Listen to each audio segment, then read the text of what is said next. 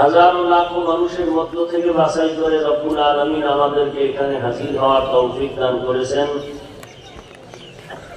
নিয়ামতের শুকর আদায়ার্থে ঈমানের আওয়াজকে উঁচু করে এক আওয়াজে উচ্চ কণ্ঠে দিল থেকে জবান খুলে মহব্বতে পড়ি আলহামদুলিল্লাহ।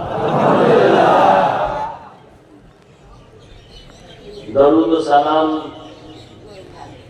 সাইয়্যিদুল মুরসালিন রাহমাতুল লিল আলামিন শফিউল মুযনিবিন খাতামুন নবিয়্যিন সাইয়্যিদুস সাখরাইন ইমামুল মুরসালিন শফিয়ে আযম রাসূল আকরাম রাহমাতে আলম নবিয়ুল আরব আল আযম হাবিবে কিবরিয়া আশরাফুল আম্বিয়া সৈয়দুল আম্বিয়া শফিয়ে মাহশর সাকিয়ে কাউসার आका इनामदार मदीना का ताजदार आफताब नबूवत फख्र मौजूदात सय्यदुल मखलूक़ात हज़रत मुहम्मदुर रसूलुल्लाह सल्लल्लाहु अलैहि व आलिहि वसल्लम সর্বোপরি সকল যাদের অক্লান্ত পরিশ্রমের মাধ্যমে আজ সুন্দর আয়োজন সময় পরামর্শ অর্থ দিয়ে দোয়া করে উপস্থিত হয়ে মাইক লাইট প্যান্ডেলের ব্যবস্থাপনার মাধ্যমে সহযোগিতা যারা করেছেন প্রত্যেকটি আল্লাহ পাকের খেদমতের বরকতে দুনিয়াতে শান্তি পরকালে মুক্তির ব্যবস্থা করে দেন। দীর্ঘ সময় দেশের শীর্ষস্থানীয় হযরত উলামায়ে কেরামদের পবিত্র জবানে কোরআন সুন্নাহ ভিত্তিক দিক নির্দেশনামূলক আলোচনা আপনারা শুনেছেন। উলামায়ে কেরামদের কথাগুলো সবাইকে সহিহ তরিকায় আমল করার তৌফিক দান করেন। আমিন। আসতে বললেন কেন ভাই? আমিন। উলামায়ে কেরামের ইজ্জতকে আল্লাহ বেশি বেশি বাড়ায় দেন। আমিন। যারা উলামায়ে কেরামের বিরুদ্ধে লেখালেখি করে মানুষের কাছে প্রপাগান্ডা ছড়ায় সম্মান কমানোর ষড়যন্ত্র করে আল্লাহ ওদের হেদায়েত দান করেন। আমিন।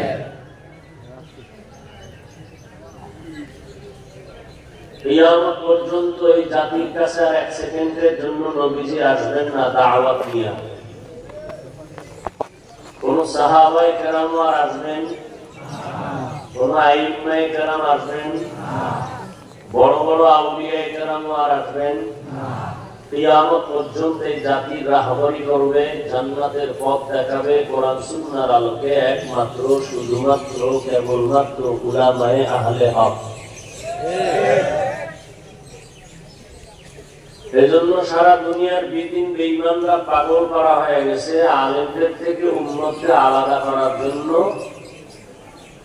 আর এর সাথে আবার ভেতরে কিছু তাল মিলাচ্ছে ইসলাম মুসলমানি নাম ধারণকারী মুনাফিকেরা। আলেমদের বিরোধিতা করা, বদনাম ছড়ানো, এটা একটা কঠিন পরিকল্পনা ইসলাম ধ্বংসের।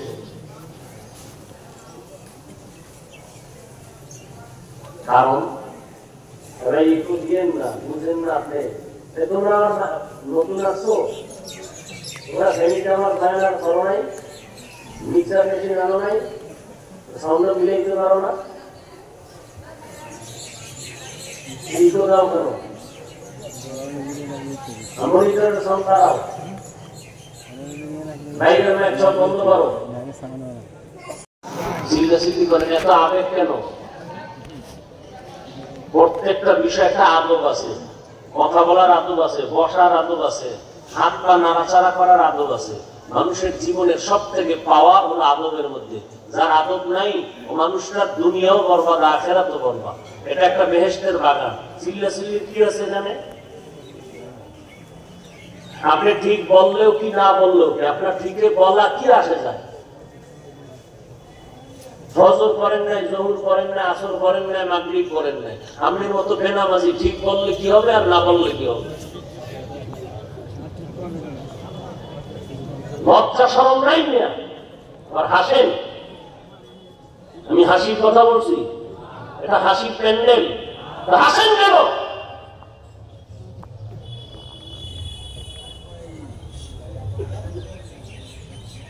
হাসির প্যান্ডেলে হাসা এটা গুণ না, হাসাটা বদনাম, এটা কান্নার প্যান্ডেল, এটা তওবার প্যান্ডেল।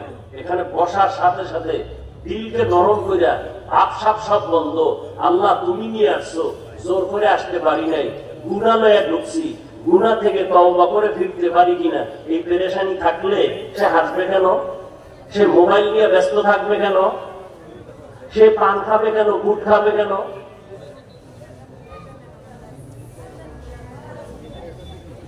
এগুলি আদব না। এখানে ওয়াজের প্যান্ডেল, বেহেশতের বাগান, পরতে পরতে সওয়াব, বসার সাথে সাথে সবার গুনাহ মাফ। আর ওয়াজ উপলক্ষে আবার আছে অন্যদিকে মার্কেট, বেচা কেনা নাই, মহিলা নাই, সত্য কথা স্বীকার করেন, দোকানপাট নাই ওয়াজের উপলক্ষে, সেখানে মহিলারা নাই, যুবক যুবতী নাই, ওয়াজ উপলক্ষে দোকান কেন? কি এখানে কি কেনাকাটা করবে মানুষ আছে দিনের কথা শুনতে? দোকানপাট কেন? আবার সেখানে খেলনার দোকান কেন? আর এমন দোকান বসবে কেন যেখানে মহিলা ঢুকবে, যুবক যুবতী ঢুকবে? ওই কবিরা গুনার দায় ভার কে নিবে? এখানে বেহেশতের বাগান, ওখানে জাহান্নামের বাগান। বিষয় কি? কি হচ্ছে সারা দুনিয়ায়? এখানেই না, সারা দেশ জুড়ে দেখলাম সব জায়গায় ওয়াজের পাশে আড্ডা চলে, নারী পুরুষের মার্কেট চলে, যন্ত্রণা।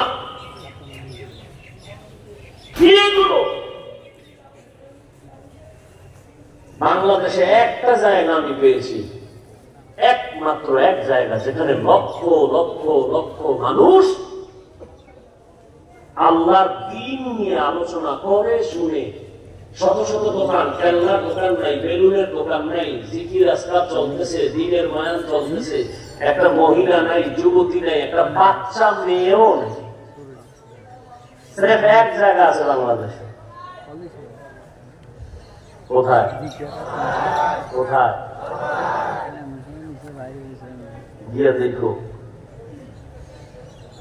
লক্ষ লক্ষ মানুষ, একটা বাচ্চা মেয়ে নাই, ৩-৪ মানুষ থাকে সেখানে, একটা বাচ্চা মেয়ে পাবে না। পাশে হিন্দুর বাড়ি, এরাও পর্দা টানায় থাকে।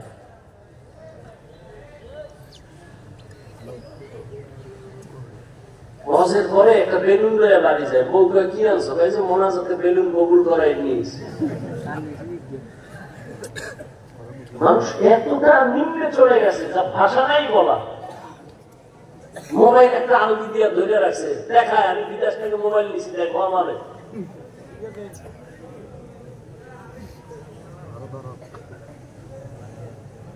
একটা লোক দাঁড়ায় আমাকে যৌক্তিক জবাব দিতে পারবেন? আপনি মোবাইল হাতে নিছেন কেন? আমাকে যৌক্তিক কোন একটা জবাব দিতে পারবেন? আপনার সেই বুদ্ধি আছে? বেহেশতের বাগানে ঢুকছেন ঠিক, কপাল খারাপ। এখানে আসতে কপাল লাগে, বসতে কপাল লাগে, মোনাজাত দিয়ে কান্নাকাটি কইরা যেতে কপাল লাগে। যে রসুলকে এক নজর দেখলে জাহান্নাম হারাম, যে রসুলকে এক নজর দেখলে পেটের ক্ষুধা থাকে না, নিমক হারাম বেঈমান রসুলকে সে 13 বছর দেখলো, কালেমা পড়েন, এর নাম কপাল। অন্যদিকে 27 বছরের যুবক কোরবানি নিয়ে রেডি, রসুলকে জবাই করবে, কোরবানি খাওয়া একটা রসুল কালেমা রুশি লাগায় দেয়, এর নাম কপাল। ফুলগাজী থানা পুলিশ আসামি ধরে নিয়ে থানার মধ্যে এমন বিরাম দিছে, কান্না নাই, শুধু চিল্লায়, শুধু চোখে পানি নেই। এই বলবি এত বুঝো, এত বুঝো, আমরা টুপিওয়ালা বোকা বলো। আসলেই আমরা বোকা, আসলেই আমরা বোকা। না আমরা সেই পরিমাণ গালি দাও, আমরা কিচ্ছু বলি না, দেখলে সালাম দেই, হাসি মুখে কথা বলি। যদি বোকা না হইতাম তা কানের মুখে ঠাস করে একটা লাগাই দিতাম। ভোর রাত্রে কান্না করে মোনাজাত দিয়ে বলতাম আল্লাহ যেন গাড়ির তলে পড়ে। কোন আলেম বরদোয়া করে না, বাংলা দুনিয়ার কোন আলেম কারোর জন্য বরদোয়া করে না। এই জন্য আমি চ্যালেঞ্জ দিয়ে বলছি যুবকরে, এ জমিনে তো দুনিয়ার অত্যন্ত আপন না, সব ধান্দাবাজ। একমাত্র নিরপেক্ষ নিঃস্বার্থ আপন বন্ধু উলামায়ে কেরাম। সব স্বার্থপর ধান্দাবাজ।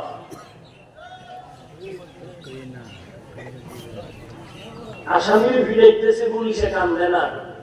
আর একজন আল্লাহর বান্দা, আল্লাহর ওলি বয়ান করতেছেন, ওই প্যান্ডেলের এক পাশে এক যুবক হাউ হাউ করে কাঁদতেছে। নিজের বিবেকের জিগা ওরে মারলো কে? থানায় নিয়ে আসামিরে মারে, কাঁদে না। আর কি ওয়াজের প্যান্ডেলে আল্লাহর ওলি ওয়াজ করতেছে, এক যুবক কাঁদতেছে, বলো ওরে মারলো কে? এটা সেই প্যান্ডেল। প্যান্ডেল বরকতি, এখানে মাস্তানি করার জায়গা না, এখানে মাস্তানি সারার জায়গা, এখানে বিনয় হওয়ার জায়গা, কান্নার জায়গা, তওবার জায়গা। এখানে যতক্ষণ প্যান্ডেল থাকবে অনবরত আল্লাহর রহমত বর্ষণ হবে। একজনের উপরে বর্ষিত হলে সবাই রহমতের বাড়িধারায় ঢুকে যাবে। একজনের গুনাহ আল্লাহ মাফ করলে সবাইকে মাফ করে দিবেন, কিন্তু সে দিলটা তৈরি করতে হবে। দুনিয়ার সব মাস্তানরা দিন বদলের স্লোগান দেয়, বিলবোর্ডে লেখা দিনকে বদলে দাও, পত্রিকায় লেখা দিনকে বদলে দাও। আর সমস্ত আম্বিয়া কেরাম, উলামায়ে কেরামের ভিন্ন আওয়াজ, দিন নয় দিলকে বদলাও, দিলকে বদলে দাও। দিল বদলায় গেলে দিন অটো বদলে যাবে। দিল বদলাও, দিল। নবীজি বলছেন, মুমিন আর বেঈমানের মাঝখানে ব্যবধান নামাজ। বেঈমানরা নামাজ পড়ে না, মুমিন নামাজ ছাড়ে না। কেমন মুমিন হইলেন হিসাব করেন।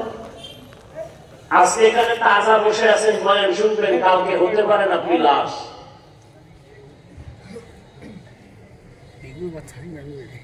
আল্লাহ সবাইকে হেদায়েতের নূর দিয়ে কবুল করেন।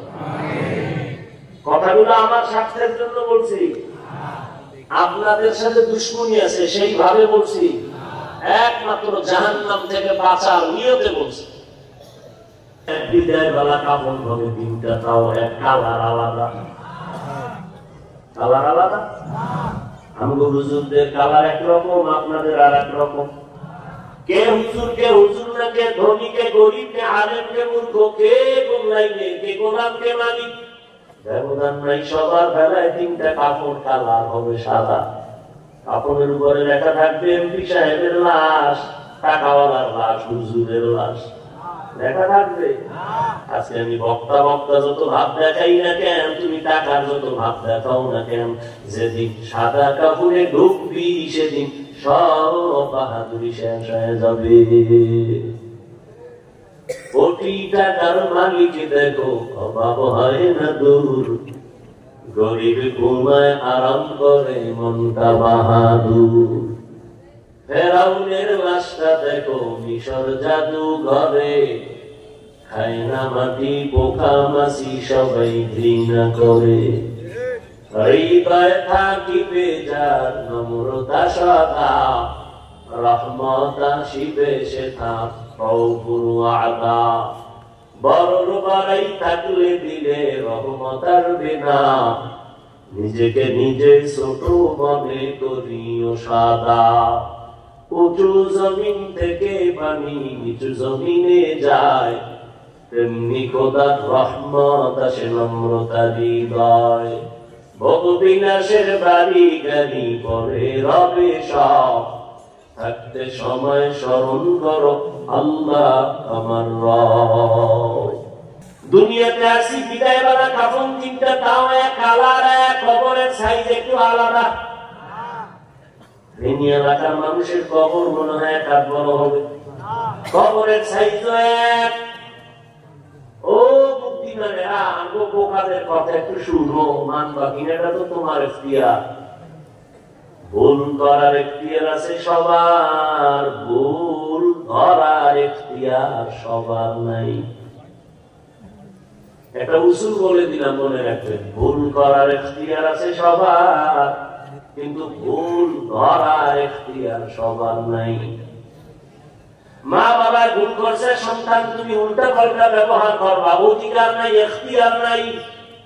ভুল মাও করতে পারে, বাবাও করতে পারে, শিক্ষক করতে পারে, ছাত্র করতে পারে, সন্তান করতে পারে, ভুল করতে পারে সবাই, ধরার অধিকার সবার নাই।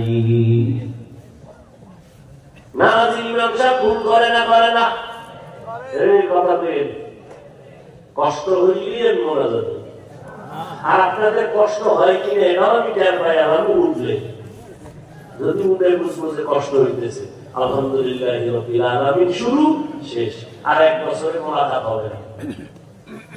কিছুক্ষণ শুনবেন, আল্লাহ আপনি সবাইকে কবুল করেন। আমিন। ইমাম সাহেব নামাজে দাঁড়াইছে, ভুল হতে পারে না।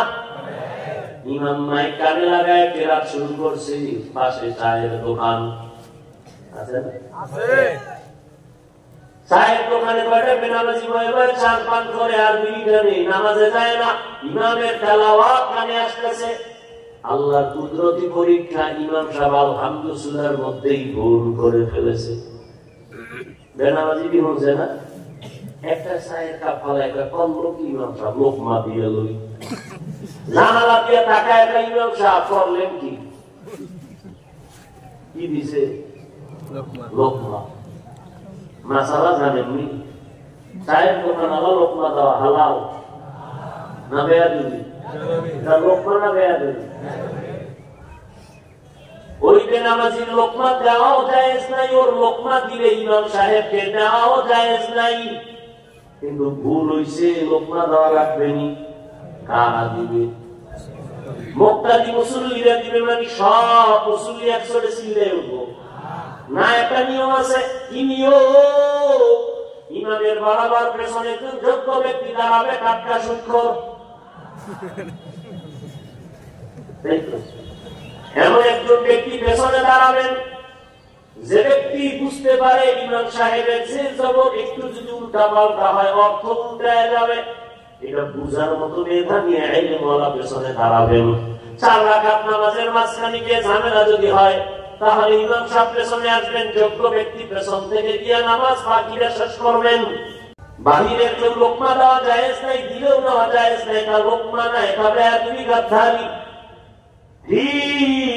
জমিনের মধ্যে উলামায়ে কেরাম যদি ভুল করে ফেলেন, ভুল যদি হয়ে যায়, তুমি আউযুবিল্লাহ পারো না, বিসমিল্লাহ পারো না, তোমার ভুল ধরা জায়েজ নাই। তুমি যদি চালাকি করে দেখো আমি ভুল করছি, এটা ভুল ধরা না, চূড়ান্ত গাদ্দারি আর বেয়াদবি। উলামায়ে কেরামের ভুল ধরার আগে নাই। তুমি কোন জগতের বেয়াদব? কে বলেছে তোমাকে আলেমের বিরুদ্ধে লিখতে? কে সাহস দিয়েছে তোমাকে? লিখে রাখো, মরার আগে বন্ধু হয়ে যাবে, লিখে রাখো। মা বাবার সাথে বেয়াদবি করবি, আল্লাহর কাছে মাপ চাইলেও তোর ক্ষমা নেই, কারণ বান্দার হক। আল্লাহ ক্ষমা দিবেন না যতদিন পর্যন্ত মা বাবা ক্ষমা না দিবেন। শিক্ষকের সাথে গাদ্দারি করবি, অন্তর দিয়ে যদি বরদোয়া চলে আসে, ক্ষমা নাই, মরার আগে মরে যাবি। মরার আগে মরা মানে রূহ থাকবে, দেহ থাকবে না, বন্ধু হয়ে কাঁদবি, চোখের পানি মোছার লোক পাবি না। উলামায়ে কেরামের সাথে বেয়াদবি, মরার আগে পতন চলে আসে। যতক্ষণ পর্যন্ত ওস্তাদ ক্ষমা না দিবে, শিক্ষক ক্ষমা না দিবে, আলেম ক্ষমা না দিবে, আল্লাহ দিবেন, এটা বান্দার হক। এত বয়ানের পরেও এগুলো আমরা সবাই জানি, তারপরও কেন মিথ্যা কথা গুনাহ মনে কইরা বলি? কারণটা কি? একমাত্র কারণ যারে ইবাদত করব তারে আমরা চিনি না।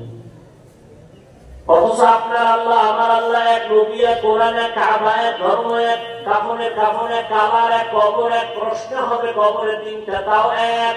রবের পরিচয় দাও, ধর্মের পরিচয় দাও, রাহমাতুল লিল আলামিনের পরিচয় দাও। আমাকেও যে প্রশ্ন, আপনাদেরও সেই প্রশ্ন। এক না হুজুর আলাদা? এক। সবার প্রশ্ন এক। অথচ দুঃখ, আমি টুপি মাথায় না দিলে লজ্জা পাই। তুমি কেমন আল্লাহর গোলাম যে টুপি মাথায় দিতে বড় লজ্জা পাও? আমি দাড়ি কাটলে লজ্জা পাই, তুমি দাড়ি রাখতে লজ্জা পাও। আমি মসজিদে না ঢুকলে লজ্জা লাগে, তোমার মসজিদে ঢুকতে লজ্জা লাগে। তুমি কেমন ভিআইপি মুসলমান? আমি পর্দা না করলে লজ্জা পাই, তুমি পর্দা করতে গেলে লজ্জা পাও। তুমি কেমন মুসলমান? আসলে কি? আমি টুপি ছাড়তে চাই না, তুমি দিতে চাও না, মাথা গরম। তোর মাথায় নেই গরম হইব কি? আমি দাড়ি কাটতে চাই না, গলায় চুরি লাগাও, দাড়ি কাটবো না, কিন্তু তুমি রাখতেই চাও না। পাও ধরে এত বয়ান চলে, তাবলীগওয়ালাদের বয়ান, পীর মাশায়েখের বয়ান, জুমার খতিবের বয়ান, উলামায়ে কেরামের বয়ান, সবাই পাও ধরে ধরে বুঝায়, কেউ গালি দেয় না। কত নরম ভাষায় বুঝায়, কান্না কণ্ঠ নিয়ে বুঝায়, আর পরো কেন দিনের পথে আসো না, নামাজ পড়ো না রে বাবা? কারণটা কি? আমিও মুসলমান, ও যুবক তুমিও মুসলমান, তোমার আমার আল্লাহ এক, অথচ আমি আল্লাহর মহব্বতে টুপি করি, তুমি টুপি করতেই চাও না। আমি আল্লাহর মহব্বতে দাড়ি কাটতে চাই না, তুমি রাখতেই চাও না। বিষয় কি? আমি আমার রবের চিনছি, মইরা গেল রবের বিরুদ্ধে যাব না। আর তুমি যতই চাপাবাজি করো, আমি রবের চিনছি, আসলে তুমি রবের এখনো চিনো নাই। এই জন্য আজকের বয়ানটা তাদের জন্য যারা রবকে চিনে, রবের সাথে মুলাকাতের তামান্না করবে। ফামান কানা ইয়ারজু লিকা রাব্বিহি ফালইআমাল আমালান সালিহা। যারা রবের সাথে মুলাকাতের চিন্তা করে, ইচ্ছা করে, আল্লাহ কয় নবী জানায় দেন তাদের জন্য কর্মসূচি দুইটা। রবের সাথে মুলাকাত যারা করতে চায়, আল্লাহ বলেন কর্মসূচি প্রথম নেক আমল করো, দ্বিতীয় সতর্কবাণী নীতিবাচক কর্মসূচি শিরকের গন্ধ যেন না থাকে ইবাদতের মধ্যে। হাদিসে পাকে নবী বলেন আখলিস দীনাকা ইয়াফিকাল আমালুল কালিল।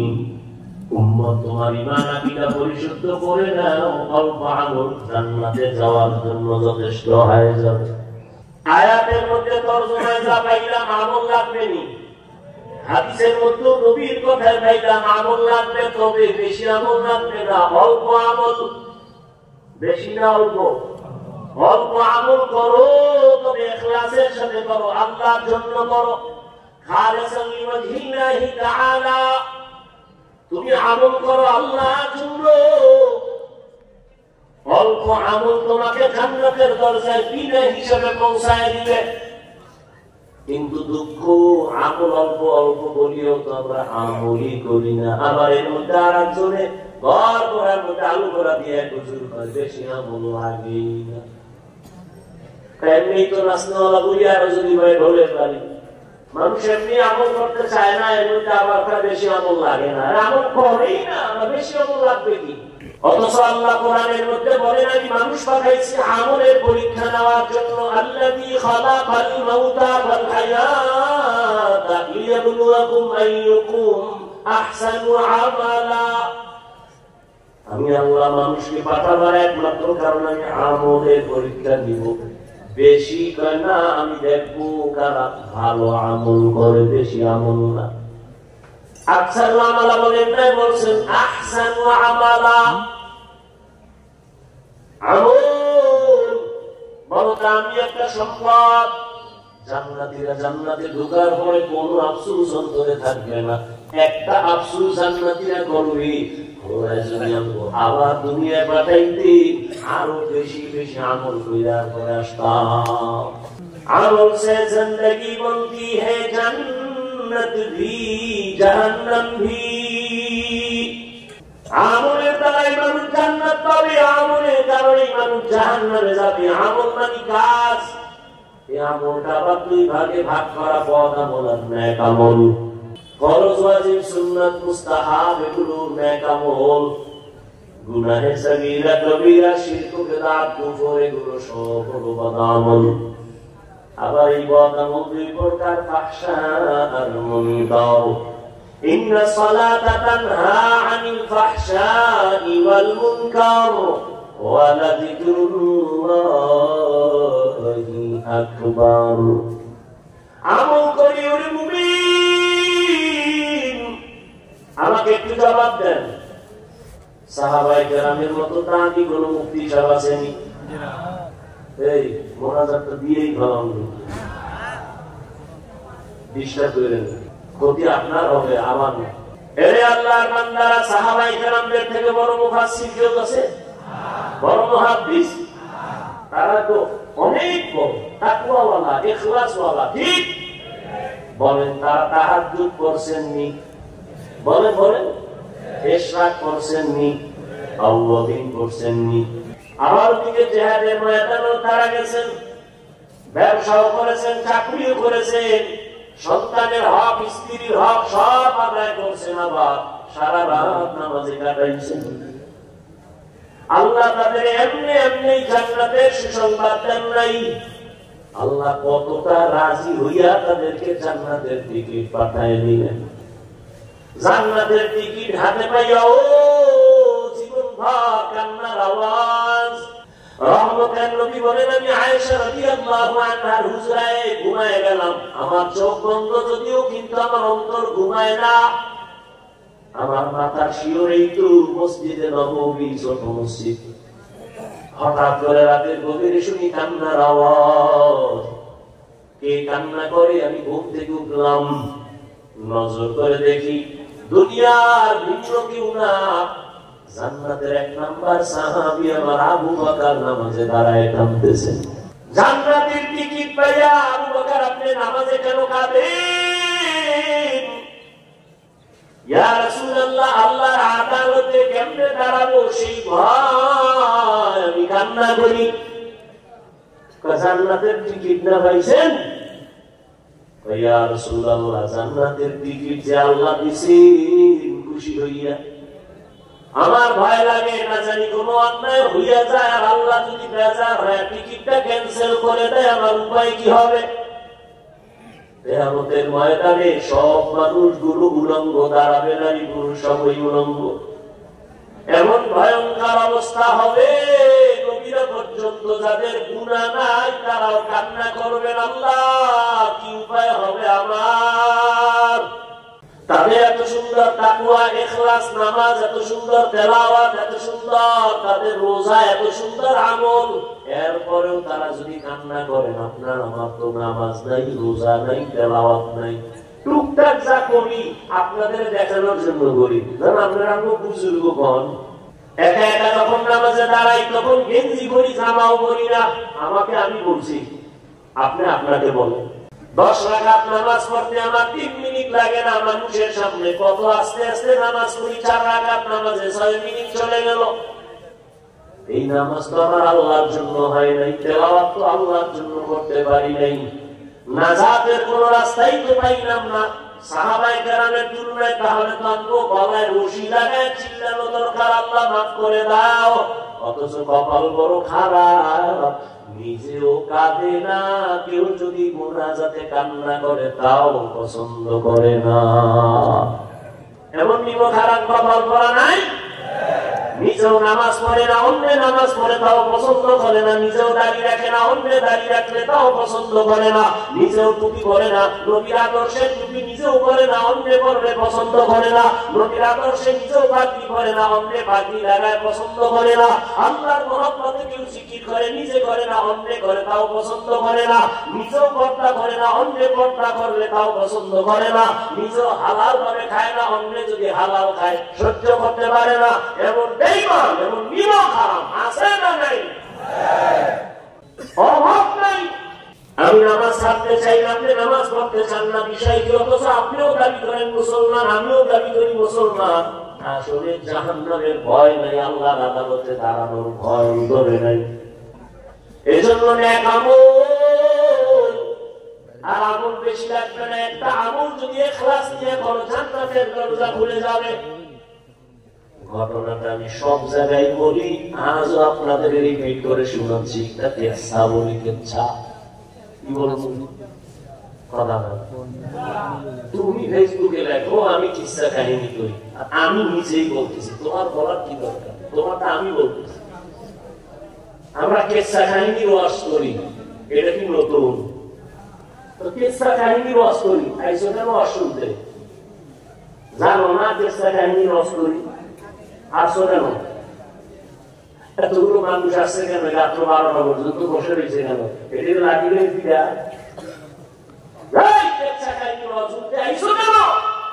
সব আমার বাপের বাড়ি চলো, দেখতে নাই চলন বাঁকা, নিজের দাড়ি নেই, টুপি নেই, দাড়িওয়ালার বিরোধিতা, টুপিওয়ালার বিরোধিতা। তোর কপালে কার অভিশাপ লাগছে, তাড়াতাড়ি দোয়াবে তওবা কর। শুরুতে বলছি না, মা বাবা অভিশপ্ত সন্তান ছাড়া আলেমের বিরোধিতা করে। মা বাবা অভিশপ্ত সন্তান, কেচ্ছা কাহিনী কি বুঝাইতে চায় সাধারণ মানুষকে? আমরা কেচ্ছা কাহিনী রস করি। আরে আহমদ, আরে জাহেল, নির্বোধ। পৃথিবীর শ্রেষ্ঠ কেচ্ছা কাহিনীর কিতাবের নাম কোরআন শরীফ। তোর বুকের পাতা থাকলে দ্বারা আমি যা বলিলে পৃথিবীর শ্রেষ্ঠ কিচ্ছা কাহিনীর কিতাবের নাম কোরআন শরীফ। দ্বিতীয় কেচ্ছা কাহিনী শ্রেষ্ঠ কিতাব হাদিস শরীফ। এবার ওলামায়ে কেরাম সাক্ষী দিবেন আর এরা দেখবেন কোরআন শরীফের মধ্যে বাঘের কেচ্ছা নাই। ওলামায়ে কেরাম বলেন, যারা আলেম আছেন বলেন, গরুর কেচ্ছা নাই, সাপের কেচ্ছা নাই, পিপিলিকার কেচ্ছা নাই, মশা মাছির কেচ্ছা নাই, হাতির কেচ্ছা নাই, উটের কেচ্ছা নাই। কি বুঝাতে চাও মানুষকে? দুনিয়ার মানুষ বিচার করে উপরের হালাত দেখে, আমার রব বিচার করে কলম দেখে। এটা কেচ্ছা শুনাই না? শুনবেন? হ্যাঁ শুনেন। অন্যান্য জায়গায় বলছি, অনেকে শুনে থাকতে পারেন বা অন্য ওলামায়ে কেরাম বলেন, আমি রিপিট করে শুনি। আল্লাহ এক বান্দি জাহান্নামী, এমন কোন গুনাহ নাই জীবনে করে নাই। ওই জাহান্নামী নারী এলাকার সবাই জানে সবথেকে বড় পাপিষ্ঠ গুনাহগার। ওই মহিলা দয়ুস নামে পরিচিত, এমন বর্বর, এমন জাহেল, এমন বেআমলওয়ালা, এমন নেশাগ্রস্ত হয়ে থাকে নারী। একদিন রাস্তা দিয়ে হেঁটে যায়, নজর করে দেখে রাস্তার কিনারে একটা কুকুর জিহ্বা বের করে কাঁদতেছে পানির পিপাসায়। ওই আল্লাহর বান্দির অন্তরে মায়া জন্মায় গেল। কুকুরটায় পানির পিপাসায় ছটফট করে, একটু পানির ব্যবস্থা করা যায়। আল্লাহর বান্দি গুনাহগার, কিন্তু কুকুরের জন্য মায়া লাগছে, দৌড়ায় গেল পাশে পানি কই পাই। বুঝতে বুঝতে একটা পানি টুপ পাইল, কিন্তু দুঃখ পানি অনেক নিচে উঠাবার কোন পাত্র নাই। আল্লাহর বান্দি পায় ছিল চামড়ার মোজা, মোজাটা কইলা পানি উঠাইয়া কুকুরের কাছে নিবে। মোজাটা যখন নিচে ফেলছে, দেখে পানি আরো নিচে উঠাবে কেমনে। আল্লাহর বান্দি চিন্তা করল, মহিলাদের হঠাৎ বুদ্ধি চিন্তা করলো, এখন এই মোজা আর একটু নিচে কেমনে নিব। কোন রসি নাই। হঠাৎ মাথায় বুদ্ধি চলে আসলো তার, ওই জাহান্নামী নারী মাথায় একটা বড় ওড়না পেঁচানো। ওড়না তো এখন জমিনে নাই, এক জায়গায় পার্থক্য হয়েছে, অনেক আগের কথা। দাওয়াত দিছে, বললাম দস্তারখান দেন, খবর নেই কি আমার দিয়ে পালাই একটা দিয়া। দস্তারখান চিনে না, প্রত্যুর ঘরে রয়েছে পত্রিকা, লেডিস আর জন্ত্রী ঘুমানে ঘুমিয়ে গেছে। বললাম এটি হবে না, অনেক ঠাকুরের। আরে দস্তারখান অনেক খুঁজে খুঁজে ম্যাডামের একটা ওড়না নিয়েছি। আমি বললাম গামছা আছে নি? গামছা পরে দৌড়ে একটা পুরান গামছা আছে। আর যখন আনতেই পারে না, ঠেকাবে ঠেকায় পকেটে একটা দস্তারখানের কাজ যেন সারে মোটামুটি পকেটে রাখি। এই ছোটকাল থেকে মায়ে শিখেছে, বাবায় শিখেছে, দস্তারখান না থাকলে প্লেটটা টান দিয়ে বাবায় রয়ে যায়। যেই কিটা খাইছি দস্তারখানের জন্য, আর আমি ভর্তি হইতেছে দস্তারখান লাগবে না, মাটি খাও। কয়েকদিন পর ফেলেও বাদ হইত, মাটি খাও। হায় খালি ফতোয়া, ফতোয়া এটা যায় নাই, ওরা যায় নাই, সবাই ফতুয়া ধরে দৌড়াইলে তাকওয়া মানবে কারা? ইন্না আকরামাকুম ইনদাল্লাহি আতকাকুম, আল্লাহর কাছে সবথেকে বড় দামি যার মধ্যে থাকবে তাকওয়া, আল্লাহর ভয়। ওই জাহান্নামী নারী মাথায় একটা ছোট ওড়না, কি বড়। আমগো দেশে ওড়না নাই। আমার বোনেরা টুকটাক যা পরে, ফ্যাশন স্টাইল করে গলার মাফলা বানায়, মাথায় পরে না। কেমন দেশে জন্ম নিয়েছেন? মেয়ে যদি বলে ওড়না পরবো না, বাবার কোনো অধিকার নাই, মেয়েটাকে চাপ দিয়ে ওড়না পরাবে, মামলা হয়ে যাবে। কোন সোনার বাংলাদেশে আছেন টের পেতেছেন? বাবা হইয়া মেয়েকে চাপ দিয়ে ওড়না পরাতে পারবে না, মেয়ের স্বাধীন। যদি না পরে বাবার অধিকার নেই চাপ দেওয়া। মেয়ে যদি অভিযোগ দেয় মামলা হয়ে যাবে। কেমন মুসলমান দেশে আছে? আরে সব পাপের বোঝা আপনারা নিছেন, সব দোষ আপনাদের। দেশ স্বাধীন হয়েছে, নাকে তেল লাগায় ঘুমায়, আর ওদিকে ঢাকার শহরে মা বোনেরা সাংবাদিক সম্মেলন করে, আমরা দেহ ব্যবসার অধিকার আবার নতুন করে ফেরত চাই।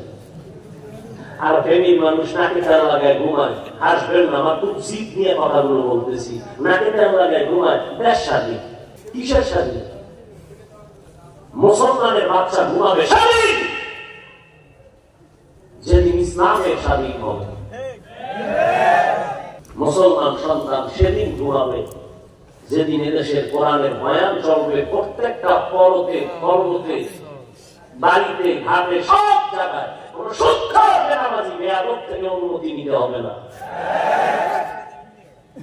মুসলমান তো ঘুমাবে সেদিন যেদিন এদেশের প্রত্যেকটা মসজিদ, মাদ্রাসার কমিটির মধ্যে কোনোদিন বেনামাজি ঢুকতে পারবে না। শিয়ালের হাতে মুরগি দিয়ে একটা 3 দিন আমানত, শিয়াল পন্ডিতটা দোয়া হোসাই মা হোসাই জিন দেখেন মারাও ভাবতি না। শিয়ালের হাতে মুরগি দিলে যা হয়, ধর্মের চাবি সুৎখর বেনামাজি হাতে দিলে তাই হয়। ইমাম সাহেবের উপরে এত বিপদ কেন? ওই যে সুৎখরের হাতে ধর্মের চাবি, বেনামাজির হাতে ধর্মের চাবি, কি দিছে কে? আল্লাহ। ধর্মের চাবি বেনামাজির হাতে দিছে কারা? হ্যাঁ, স্বীকার করে। কারা দিছে? কারা? ইসলাম চাই। ভোটের আগে হুজুরের আকার ভোট দাও, চেয়ারম্যান হবে, এমপি হব, সংসদে গিয়ে কোরআনের কথা বলবো, কোন নাস্তিকদের কথা বলতে দিব না। নিব খারাপ মুসলমানের গোষ্ঠী ভোটের আগের রাত্রে টাকা খাইয়া কেবলা ঘুরাই ফেলছে। খারাপ লাগে না? হুজুর তো রাজনীতি করলেন। হ্যাঁ, রাজনীতি করছিলেন। ওই যে শুরুতে বলছিলাম আমরা বোকা, নাহলে কানের পর্দা ফাটাই দিতাম কবে।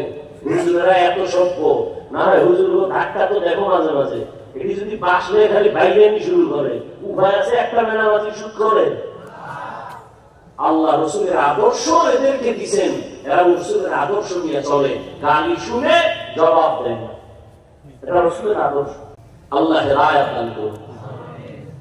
ওই আল্লাহর বান্দি মাথার ওড়নার একটা অংশ দিয়া মুজাই দিয়া লাগাইয়া করে নিচে ফেললেন, নিচে ফালায়া পানি উঠাইয়া কুকুরকে দিলে কুকুর পানি পান করে ঠান্ডা মাথায় আরামে ঘুমায় বলল।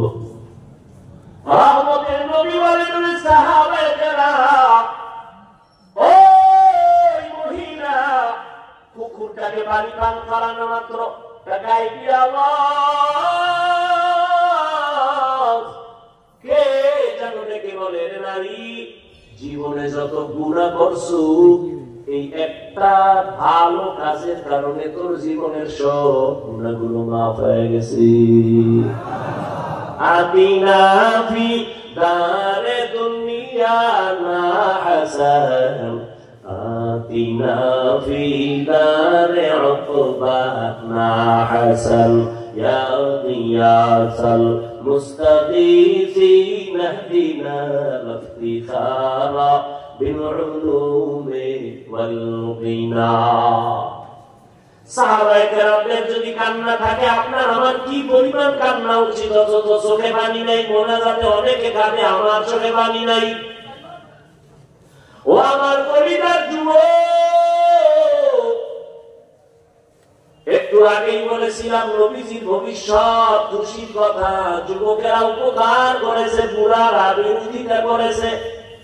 ও যুবক, তোমার মতো যুবক তাকায় দেখো, জীবনে কোনদিন আরবি করে নাই, মাদ্রাসায় করে নাই, জেনারেল লাইনে থাইকেও 5 বেলার নামাজ পড়নেওয়ালা যুবক দাড়িওয়ালা আছে না নাই? আল্লাহ বিবেক দিছে, বিবেকটাকে প্রশ্ন করো, তুমি কেন পারো না রে বাবা? তুমি কি মনে মনে ভাবছো হুজুরদের কথা মিথ্যা, কোরআনের কথা মিথ্যা? তাহলে একজনে দাঁড়ায় বল, হাফিজ ভাই কোরআনে ভুল আছে, একটা প্রমাণ দে। আল্লাহর কসম নিয়ে এখন দাড়ি কেটে ফেলবো, জামা কাপড় ফালায়, শার্ট প্যান্ট লাগায়, সমস্ত আল্লাহর বিরুদ্ধে কোরআনের আগুন জ্বালায় দিব। কারণ যেই কোরআনে ভুল আছে কোরআন মানি না। যে আল্লাহ দুর্বল, এই দুর্বল আল্লাহকে আমরা মানি না, আমরা শক্তিশালী আল্লাহকে মানি। আমরা নির্ভেজাল কিতাব মানি, কোরআন যেটায় কোনো ভুল নাই, চ্যালেঞ্জ দেওয়া তুমি কেন রে বাবা এই জমিনে ১,৫০০ বছর পর্যন্ত অনেক পণ্ডিতের অপচেষ্টা চালাইছে, কোরআনের ভুল পাওয়া যায়নি, আজ পর্যন্ত একটা ভুল কেউ পায় নাই, বরং বহু বিধর্মী মাথা নত করে কালেমা পড়িয়া মুসলমান হয়ে গেল। ও আমার মুসলমান যুবক বাবারা, ও পর্দার আড়ালের আম্মা জানেরা, বোনেরা, ও বৃদ্ধ বাবাজি, একটু চিন্তা করো, তোমার মতো যুবক রাস্তায় গাড়ি চালায়, জেনারেল লাইনের সন্তান, নামাজ ছাড়ে না, মনটাকে জিজ্ঞাসা করো তুমি কেন পারো না রে বাবা? তোমার মতো যুবক লেবার পুলিশ বিডিআরে চাকরি করে, নামাজ ছাড়ে না, তুমি কেন পারো না? তোমার মতো যুবক ব্যবসা করে, নামাজ পড়ে, টাইম মতো দোকান বন্ধ করে নামাজে যায়, একটা সাইনবোর্ড লাগায় রাখছে নামাজের বিরতি, আর তুমি নামাজের সময় দোকান খুলে বয়ে দিছো, এই সময় ৫টা কাস্টমার আইছে, সেই দিকে আমার লস হবে। এরে আল্লাহর বান্দা, চিন্তা করো, হেদায়েতের মালিক আমার আল্লাহ। ও মৃত্যু বাবাজি, আপনার মতো কত বুড়ারা হাতে লাঠি নিয়ে মসজিদে ৫ বেলার নামাজ পড়ে, আপনি কেন পারেন না? ও পর্দার আড়ালের আম্মা জান, আপনাদের কপাল কত ভালো, আপনারা তো নবীদের মায়ের মতো দামি নারী, আপনারা তো সাহাবায়ে কেরামদের মায়ের মতো মা, খাদিজা রাদিয়াল্লাহু তাআলা আনহার মতো দামি নারী, ফাতেমা রাদিয়াল্লাহু আনহার মতো নারী, আপনারা তো আয়েশা সিদ্দিকা রাদিয়াল্লাহু আনহার মতো নারী। এত সম্মান আপনাদের, আপনারা তো ইসমাঈল নবীর মা হাজেরা আলাইহিস সালামের মতো দামি নারী, আপনারা তো ঈসা নবীর মা মারিয়াম আলাইহিস সালামের মতো দামি নারী। বেঈমান ফেরাউন আল্লাহর বিরুদ্ধে গেল, এত বড় বেঈমান, আর ঘরের স্ত্রীর নাম কি? আসিয়া। এত বড় বেঈমানের ঘরে থেকে আসিয়া আমার মাওলার বান্দি হয়ে গেল। রহমতের নবী বলেন, কিয়ামতের ময়দানে আসিয়ার সাথে আমি মুহাম্মদের বিবাহ হয়ে যাবে। সুবহানাল্লাহ। আসবে কেমনে? যেই মুখে খালি গালি, গীবত, মিথ্যা, এই মুখে আল্লাহর নাম আসবে কিভাবে? ও যুবক, এই যে এতক্ষণ চিল্লাচিল্লি করলাম, একবারও কিন্তু বলি না এই যুবকেরা তসবিহ নাও, পাগড়ি লাগাও, হুজুর হও, স্কুলে তালা লাগাও, একবারও বলি নাই, বলবো না, বরং সাহস দেয়া যাই, দোয়া করে যাই। স্কুলে পড়ো, কলেজে পড়ো, চাকরি করো, ব্যবসা করো, ডাক্তার হও, ইঞ্জিনিয়ার হও, একজন প্রফেসর হও, তবে আমার একটা দাবি, বেয়াদব হইও না। তোমার ব্যবহারে যেন কখনো মা বাবা কষ্ট না পায়, ওলামায়ে কেরাম কষ্ট না পায়, বন্ধু কষ্ট না পায়, শিক্ষকদেরও কষ্ট না পায়। ও যুবক, মা বাবার দোয়া নিয়ে সামনে আগাইও। যদি সফল ডাক্তার হতে চাও, সম্মানের সাথে জীবন কাটাইতে চাও, মা বাবার দোয়া নিয়ে চলিও, আদর্শ ডাক্তার হইও, আদর্শ ইঞ্জিনিয়ার হইও, আদর্শ প্রফেসর হইও। আর যদি মা বাবার দোয়া না নিয়ে মাস্তানি করো, ডাক্তার হবি ঠিক, কিন্তু তাসলিমের মতো জুতা খাবি। ওলামায়ে কেরামের দোয়া ছাড়া যদি চলো, শিক্ষকের দোয়া কত বড় দামি।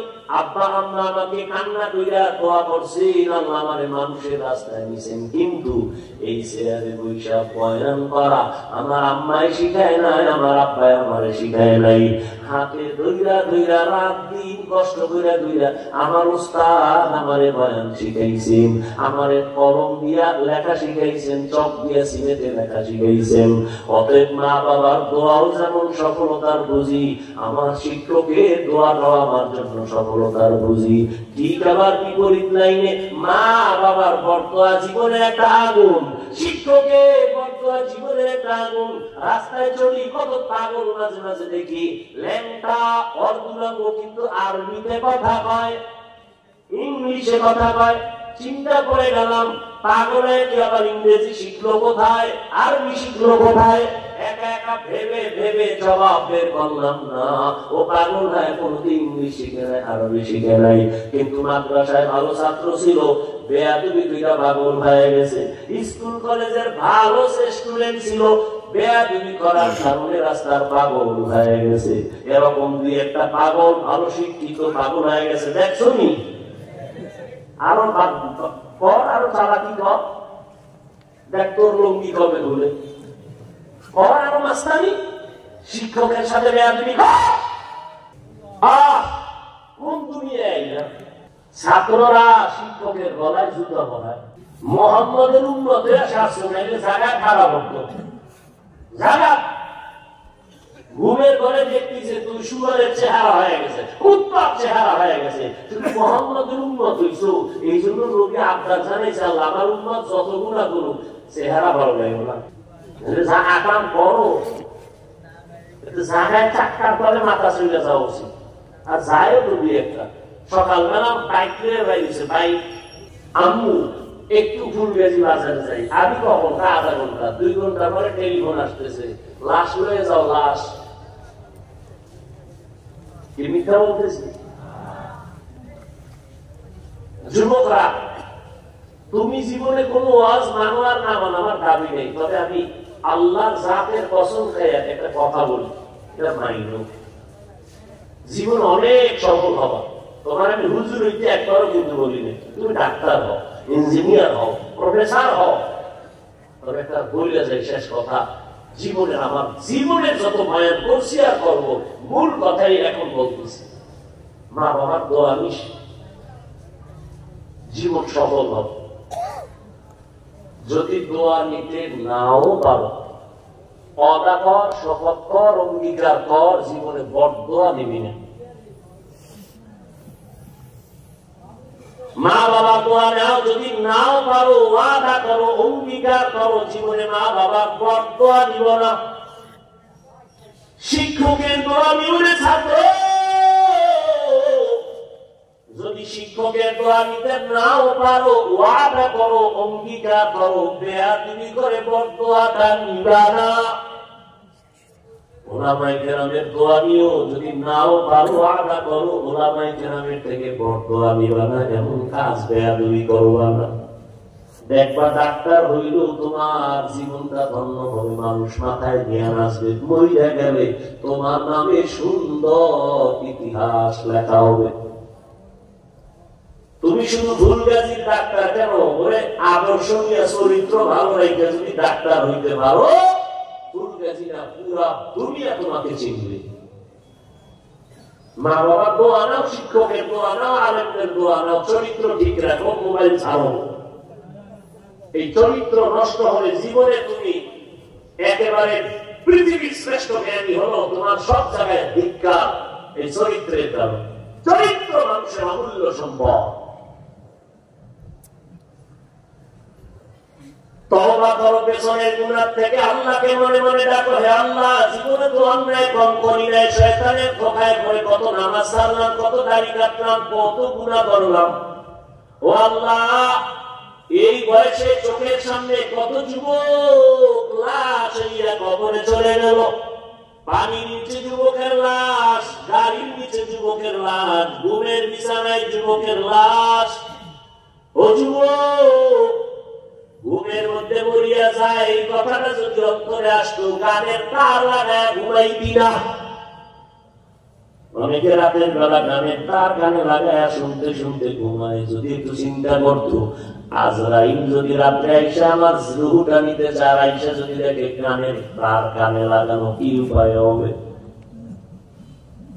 ও আল্লাহর বান্দারা, অনুরোধ করে বলি, কারোর সাথে কোনো দুশ্মনী নাই। যদি বলো হাফিজ ভাই নিচে আইসা পাও দুইটা ধরবা, তাহলে আর নামাজ ছাড়বো না, বল আমি নিচে নেমে আসি। ও যুবক শুধু এতটুকু মনে বুঝাও, আরে হাফিজ ভাই তো বলে না তার মতো হওয়া লাগবে। আরে আমগো মতোই তো কত যুবক চাকরি করে, ব্যবসা করে, স্কুল কলেজে বলিয়াও নামাজ পড়ে, আমি কেন পারি না? বাস আপনার বুঝের দরকার নেই, এই বুঝটা নিজেকে দাও। কেন পারো না? শয়তানের ধোঁকায় এখন থেকে তওবা করো। গলায় ছুরি লাগলে মরে যাবো, আর নামাজ ছাড়বো না, দাড়ি কাটবো না, বেপরদায় চলবো না, মা বাবার সাথে বেয়াদবি করবো না, বদদোয়া নিব না, ওলামায়ে কেরামের দোয়া নিয়ে পরামর্শ নিয়ে নবীর তরিকা মেনে চলবো। মুরব্বী শিক্ষকদের দোয়া নিয়ে চলবো, কারোর সাথে আর খারাপ আচরণ করবো না। পর্দার আড়ালের আম্মা জানেরা, আপনার সন্তানগুলোকে আদর্শওয়ালা বানাবেন, স্বামীর মাল হেফাজত করবেন, 5 বেলার নামাজ পড়বেন, পর্দা করবেন। আপনার মতো বহু মায়ে এখনো আছে নামাজ ছাড়ে না, বেপরদায় চলে না, মোবাইলে সময় নষ্ট করে না। আপনি কেন পারবেন না? একটা সন্তানকে আদর্শ ডাক্তার বানায় যাবেন, জীবনটা ধন্য হবে। সন্তান ডাক্তার হইলেও মা বাবার জন্য কোরআন করে দোয়া করতে ভুল করবে না। আম্মা জানেরা তওবা করেন, বৃদ্ধ বাবাজি তওবা করেন। জীবনে যত অন্যায় করছি আমরা আল্লাহকে মনে মনে বলেন, আল্লাহ জীবনে আর গুনাহ করবো না, নামাজ ছাড়বো না, বেপরদায় চলবো না, দাড়ি কাটবো না, মা বাবার সাথে বেয়াদবি করবো না, আর কোনোদিন কারো উপরে জুলুম করবো না, কারো হক নষ্ট করবো না, নবীর তরিকা মেনে 5 বেলার নামাজ পড়বো, মা বাবা মুরব্বী উলামায়ে কেরামের পরামর্শ দোয়া নিয়ে চলবো। তওবা পারো যখন নসিবে তওবা আসবে তাও জানা নাই। আমি বয়ানের শুরুতে বলেছিলাম, আবু জাহাল নবীর 13টা বছর দেখলো, বয়ান শূন্য, কপালে কালেমা জুটে নাই। আর 27 বছরের যুবক ওমরের মতো বান্দা তরবারি নিয়ে নবীকে জবাই করতে গিয়ে মুসলমান হয়ে গেল। জানি এই ময়দানে কোন বান্দার নসিবে তওবা চলে আসবে। একদল মানুষ তো আবু জাহালের মতো অন্তর খারাপ, নিজে কাটবে না, তওবাও করবে না, বাইরে গিয়ে আরো বিরোধিতা করিয়া গুনার পাল্লাটা ভারী করবে। আর একটা ওমরে ফারুকের মেজাজ নিয়ে বসছে, গুনার কথা স্মরণ হওয়া মাত্র চোখের কোঠায় পানি আসছে, গোপনে কান্না করে আর আল্লাহকে বলবে, হে আল্লাহ মরণ তো কখন হবে জানা নাই, আর জীবনে নামাজ যত ছাড়ছি আর ছাড়বো না, বেপরদায় চলবো না, এখান থেকে তওবা করিয়া বিদায় হইয়া ফজরের সময় আবার মসজিদে হাজির হয়ে যাবে। ও আল্লাহ জানি না ময়দানে কার কপাল কি অবস্থা, কার অন্তরের কি হালাত। ও আল্লাহ একজনকেও তওবা ছাড়া ফিরাইয়া দিয়েন না। ও আল্লাহ বান্দারা, ও পর্দার আড়ালের মা বোনেরা, যাদের অন্তর তওবার জন্য তৈরি হয়ে গেল, যাদের মুনাফিকি অন্তরে নাই, দুর্বলতা নাই, খাঁটি তওবার নিয়ত আছে, তাদেরকে বলবো দুটো হাত আমার আল্লাহকে দেখাইয়া দাও। আয় আল্লাহ হাতগুলো কবুল করে নেন, তওবা কবুল করে নেন, তওবার উপরে মজবুত হইয়া চলার মতো তৌফিক দান করেন, আমিন। আলহামদুলিল্লাহি রাব্বিল আলামিন, والصلاة والسلام على سيد الأنبياء والمرسلين